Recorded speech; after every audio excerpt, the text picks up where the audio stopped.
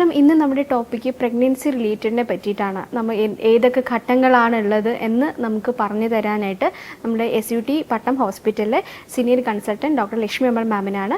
മാമിനെ നമുക്ക് വെൽക്കം ചെയ്യാം. Welcome ma'am. പിന്നെ ഈ പറഞ്ഞു കേട്ടിട്ടുണ്ട് കിടക്കുന്നത്, അപ്പോൾ ഒരു സൈഡ് തരുന്ന അങ്ങനെയൊക്കെ ഉണ്ടല്ലോ ഒരു പഴയ, അപ്പൊ അതിൽ എത്രത്തോളം സത്യം മീൻസ് അത് എന്തുകൊണ്ടാണ് നമ്മളോട് ആൾക്കാർ വന്ന് ചോദിക്കുന്നത് ഏത് രീതിയിൽ കിടന്നാൽ എൻ്റെ കൊച്ചിൻ്റെ കഴുത്തിൽ പൊക്കിൾക്കൊടി ചുറ്റത്തില്ല, ഇതാണ് അവരുടെ ഇൻട്രസ്റ്റ്. പക്ഷേ ഈ നല്ലൊരു ചോദ്യമാണത്. കിടപ്പിനകത്ത് തീർച്ചയായിട്ടും കാര്യമുണ്ട്. എന്താന്ന് വെച്ചാൽ നമ്മൾ അത് 6 മാസം കഴിയുമ്പോഴാണ്, പ്രത്യേകിച്ചും 6 മാസം കഴിയുമ്പോഴത്തേക്ക് ഈ ഗർഭപാത്രം വളർന്ന് നമ്മുടെ പൊക്കിളുണ്ടല്ലോ, പൊക്കിളിന് മുകളിലേക്ക് വരും. അപ്പോൾ അങ്ങനെ വരുമ്പോൾ എന്താണ്, ഈ ഗർഭപാത്രത്തിൻ്റെ വെയിറ്റ്, കുഞ്ഞിൻ്റെ വെയിറ്റ്, ചുറ്റുമുള്ള വെള്ളത്തിൻ്റെ വെയിറ്റ്, മറുപിള്ളയുടെ വെയിറ്റ് എല്ലാം കൂടെ വയറ്റിലൊരു നമ്മളൊരു കല്ല് വെക്കുന്ന പോലെയാണ്. ഒരു 2-3 കിലോ ഉള്ള ഒരു കല്ലെടുത്ത് വെക്കുന്ന പോലെയാണത്. അപ്പോൾ നമുക്ക് എല്ലാവർക്കും അറിയാം, നമുക്ക് രക്തയോട്ടം പോകുന്നത് നട്ടെല്ലിൻ്റെ മുകളിൽ കൂടെയാണ്. അപ്പോൾ നട്ടെല്ലിൻ്റെ മുകളിൽ ഒരു കല്ലെടുത്ത് വെച്ചാൽ എങ്ങനെ ഇരിക്കും? രക്തയോട്ടം നന്നായിട്ട് നടക്കത്തില്ല.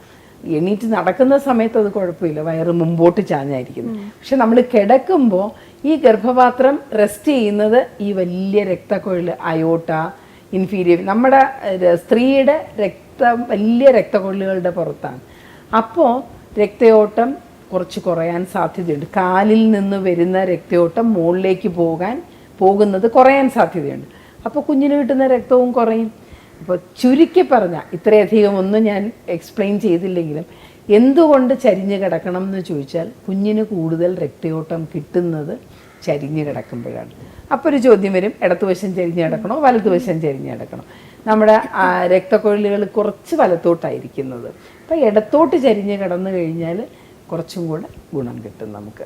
അപ്പോൾ ഒരു 6 മാസം തുടങ്ങി ഇടത്തോട്ട് ചരിഞ്ഞ് കിടക്കുക.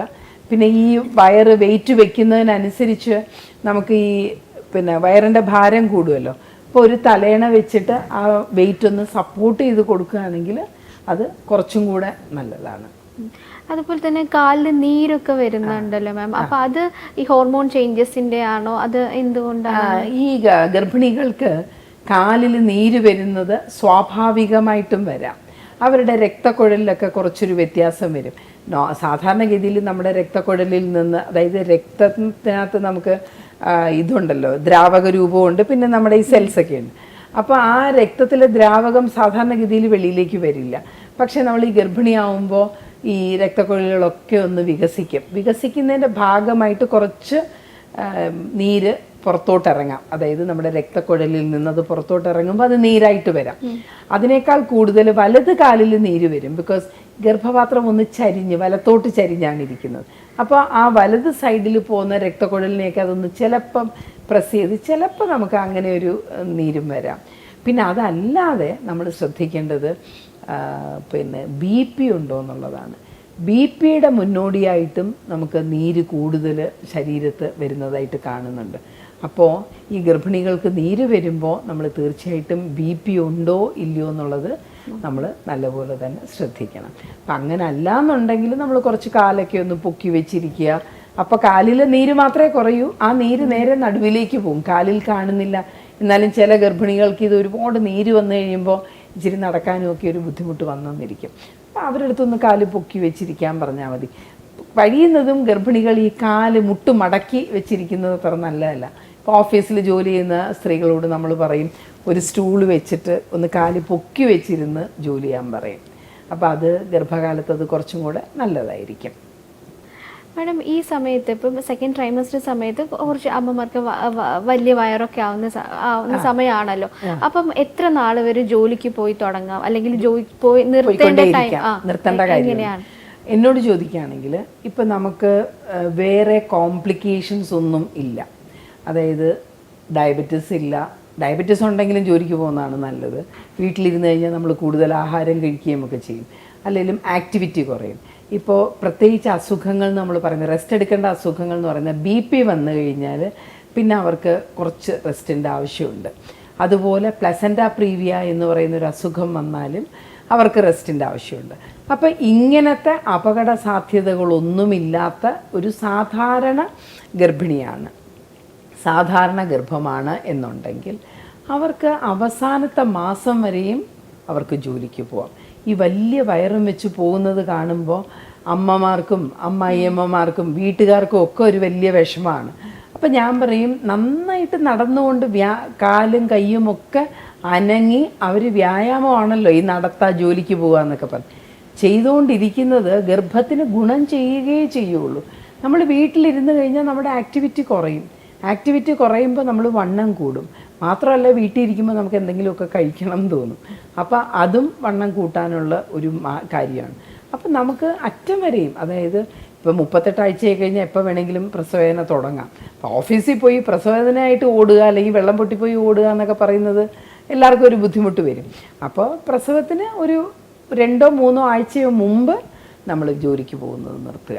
ഇനി ബസ്സിൽ കയറി ജോലിക്ക് പോകാമോ? തീർച്ചയായിട്ടും ബസ്സിൽ കയറി ജോലിക്ക് പോകാം. ജോലിക്ക് പോകുന്നതിന് പ്രശ്നമൊന്നുമില്ല. എന്നിട്ട് ആകെ ഒരു പ്രശ്നമേ ഉള്ളൂ, നമ്മൾ ഈ ജോയിൻസ് എല്ലാം ഈ പ്രസവത്തിന് മുന്നോടിയായിട്ട് നമ്മുടെ സന്ധിബന്ധങ്ങളൊക്കെ കെട്ടുറപ്പുകളൊക്കെ ഒന്ന് അയയും. ബൈക്കിൽ പോകുമ്പോഴും ബസ്സിൽ പോകുമ്പോഴും ഒരു ഗട്ടറിൽ ചാടിയാൽ ചിലപ്പോൾ നടുകേറി ഉളുക്കും. അത് മാത്രം നമ്മൾ ശ്രദ്ധിച്ചാൽ മതി. ബാക്കി യാത്ര ചെയ്യുന്നതിനൊന്നും ഒരു കുഴപ്പമില്ല. ഡോക്ടർ അഡ്വൈസ് നിങ്ങൾ റെസ്റ്റ് എടുക്കൂ എന്ന് പറയാത്തിടത്തോളം കാലം ജോലിക്ക് പോകാം. 9ാം മാസം വരെ തീർച്ചയായിട്ടും ജോലിക്ക് പോകാം. ഈ സമയങ്ങളിൽ ചിലവർക്ക് ഫ്രീക്വൻ്റ് ആയിട്ട് യൂറിനേഷൻ ആയിരിക്കും, അത് വാഷ്റൂം പോകണം, മൂത്രമൊഴിക്കാൻ പോകണം എന്നുള്ള ടെൻഡൻസി. അപ്പം അത് എന്തെങ്കിലും യൂറിനറി പ്രോബ്ലം, ട്രാക്റ്റിൽ പ്രോബ്ലം ആണോ? ആക്ച്വലി ഈ യൂറിനറി, അതായത് കൂടുതൽ മൂത്രം പോകണം എന്ന് തോന്നുന്നത് ആദ്യത്തെ 3 മാസത്തിലാണ്. ബിക്കോസ് ഗർഭപാത്രത്തിനോട് ചേർന്നാണ് ഈ മൂത്രസഞ്ചി ഇരിക്കുന്നത്. അപ്പോൾ ഈ ഗർഭപാത്രം വളരുന്നതിനനുസരിച്ച് അതിനും കുറച്ച് ചലനമൊക്കെ സംഭവിക്കും. അപ്പം നമുക്ക് പെട്ടെന്ന് മൂത്രമൊഴിക്കണമെന്ന് അത് ഗർഭത്തിൻ്റെ ഒരു ലക്ഷണം തന്നെയാണ്. ഫ്രീക്വൻറ്റ് യൂറിനേഷൻ, എപ്പോഴും മൂത്രമൊഴിക്കണമെന്ന് തോന്നുന്നത്. ഈ 2ാമത്തെ ഘട്ടം വരുമ്പോഴത്തേക്കും അങ്ങനത്തെ ഇതൊന്നും വരില്ല. കാര്യം ഗർഭപാത്രം വളർന്ന് വയറ്റിന് മുകളിലായി കഴിഞ്ഞു. വയറ്റിനെന്ന് പറഞ്ഞാൽ ഈ അടിഭാഗത്ത് പെൽവിസിൽ നിന്ന് മുകളിലായി കഴിഞ്ഞു. ആദ്യത്തെ 3 മാസം 12 ആഴ്ച വരെ ഗർഭപാത്രം നമ്മുടെ പെൽവിസിനകത്താണ് ഇരിക്കുന്നത്. അപ്പോൾ ഈ ബ്ലാഡർ എന്ന് പറയുന്നത് അതിൻ്റെ തൊട്ടടുത്തിരിക്കുന്നതുകൊണ്ട് നമുക്ക് ആ ഫീലിംഗ് വരാം. പക്ഷേ 14 ആഴ്ച കഴിയുമ്പോഴത്തേക്ക് വയറ്റിലേക്ക് വളർന്നു തുടങ്ങി. അവിടെ സ്ഥലം ഇഷ്ടം പോലെയുണ്ട്. അപ്പോൾ ഈ യൂറിനേഷൻ്റെ പ്രശ്നമൊന്നും വരില്ല. പക്ഷേ ഗർഭിണികൾക്ക് ഈ സമയത്ത് പെട്ടെന്ന് മൂത്രം പോകണമെന്ന് തോന്നുകയാണെങ്കിൽ അത് യൂറിനറി ട്രാക്ട് ഇൻഫെക്ഷൻ്റെ, മൂത്രത്തിൽ പഴുപ്പിൻ്റെ ലക്ഷണമായിരിക്കാം.